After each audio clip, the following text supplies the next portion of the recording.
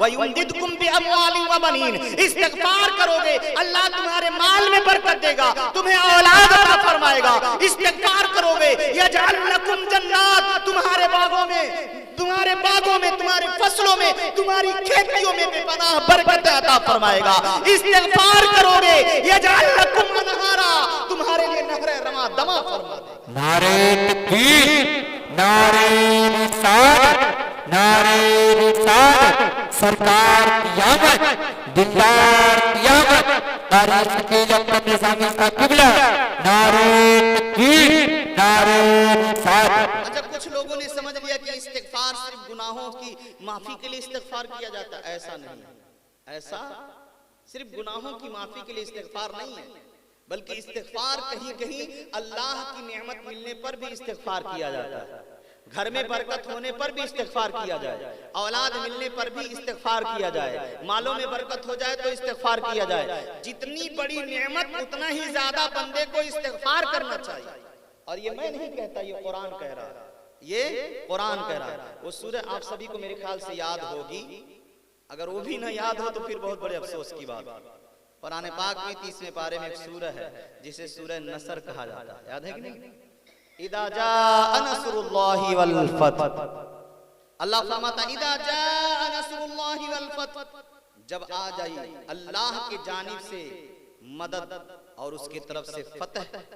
इदा जाअ नस्रुल्लाह वल फतह, जब अल्लाह की तरफ से मदद और फतह आ गई, वरअयतन नास यदखुलून फी दीनिल्लाहि अफवाजा, और महबूबा जब आप लोगों को देखें कि फौज दर फौज इस्लाम में दाखिल हो रहे हैं, वरअयतन नास यदखुलून फी दीनिल्लाहि अफवाजा, और ए महबूब जब आप देखें लोगों को फौज दर फौज इस्लाम में दाखिल हो रहे हैं, फसब्बिह बिहम्दि रब्बिही वस्तगफिरहु इन्नहु कान तव्वाबा, तो अपने रब की बारगाह में खूब खूब उसके हम्द से उसकी बारगाह में इस्तिगफार पेश करें।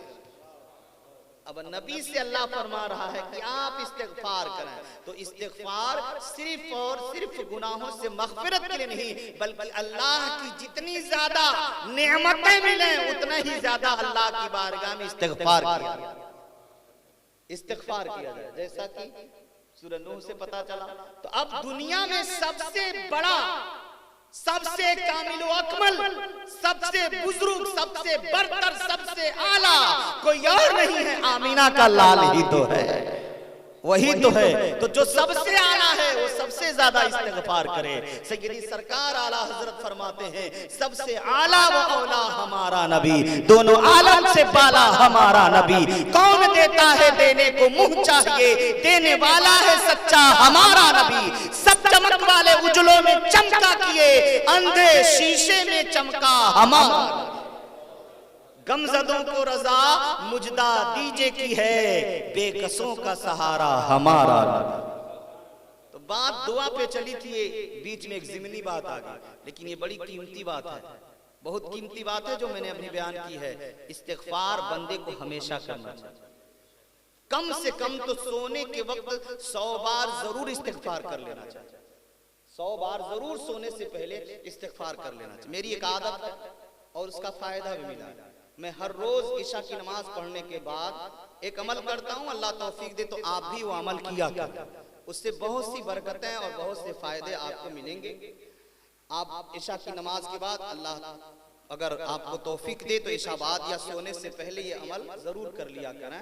वो अमल ये है कि 11 बार दुरूद शरीफ पढ़िए, उसके बाद 36 बार इस्तिग़फ़ार यानी अस्तग़फ़िरुल्लाह रब्बी मिन कुल्लि ज़ंबि व अतूबु इलैह, 36 बार ये पढ़ना है। फिर 36 बार पढ़ना है या वहाबो या रज़्ज़ाक़ो, या वहाबो या रज़्ज़ाक़ो। फिर उसके बाद 11 बार दुरूद शरीफ पढ़ना। ये अमल अपना आप करना शुरू कर दें, फिर देखें अल्लाह की तरफ से बहुत सी बेशुमार नेमतें और बरकतें आपको मिलेंगी।